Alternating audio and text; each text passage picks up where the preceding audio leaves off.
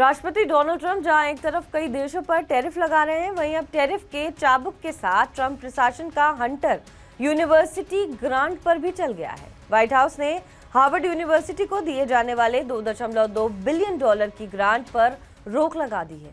साथ ही ट्रंप प्रशासन ने कथित तौर पर हार्वर्ड यूनिवर्सिटी के $60 मिलियन के कॉन्ट्रैक्ट पर भी रोक लगा दी है। यूनिवर्सिटी पर यह एक्शन तब लिया गया जब यूनिवर्सिटी ने ट्रंप प्रशासन के कैंपस एक्टिविज्म को रोकने की मांग का पालन करने से इनकार किया। स्कूल ने कहा था कि वो कैंपस एक्टिविज्म पर अंकुश लगाने की मांगों का पालन नहीं करेंगे।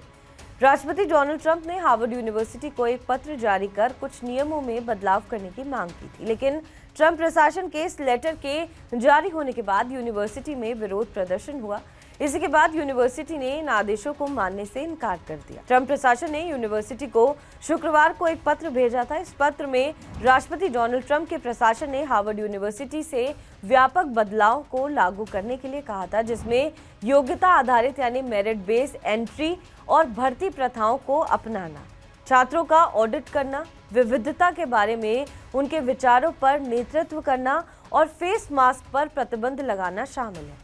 दरअसल ये कदम फिलिस्तीन समर्थक प्रदर्शनकारियों को रोकने के मकसद से थी। डोनाल्ड ट्रंप प्रशासन ने यूनिवर्सिटी से आपराधिक गतिविधि, अवैध हिंसा या अवैध उत्पीड़न को बढ़ावा देने वाले किसी भी छात्र ग्रुप के लिए फंडिंग या मान्यता में कटौती करने को भी कहा।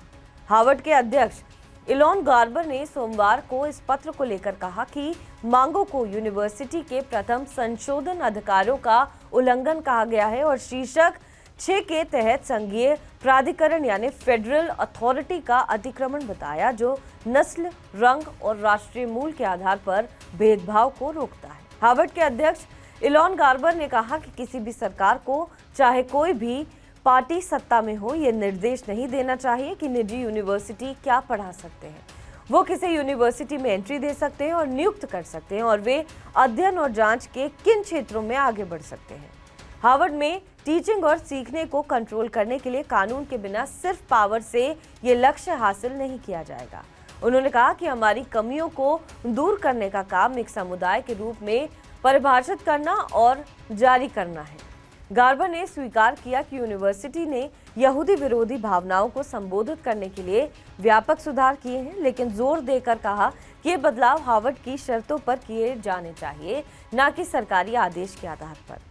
प्रशासन ने कई विश्वविद्यालयों पर गाजा में इजरायल के युद्ध पर विरोध प्रदर्शन के दौरान यहूदी विरोधी भावनाओं को अनियंत्रित होने देने का आरोप लगाया है। इस दावे से स्कूल इनकार करते हैं। पेंसिल्वेनिया, ब्राउन और प्रिंसटन यूनिवर्सिटी के लिए संघीय फंडिंग भी रोक दी गई है। इसी के बाद कोलंबिया यूनिवर्सिटी को भी एक पत्र भेजा गया है। इसी के बाद यूनिवर्सिटी ने महत्वपूर्ण नीतिगत बदलाव किए हैं। इस पत्र के सामने आने के बाद छात्रों, शिक्षकों और कैम्ब्रिज निवासियों ने विरोध प्रदर्शन किया। शुक्रवार को American association of university professors ने एक मुकदमा दायर किया, जिसमें तर्क दिया गया कि प्रशासन फंडिंग रोकने से पहले शीर्षक 6 के तहत जरूरी कानूनी कदमों का पालन करने में विफल रहा। बहरहाल इस खबर पर आपका क्या कुछ कहना है, हमें कमेंट करके जरूर बताएं। बाकी देश और विदेश की तमाम बड़ी खबरों के लिए आप देखते रहें TV9 डिजिटल।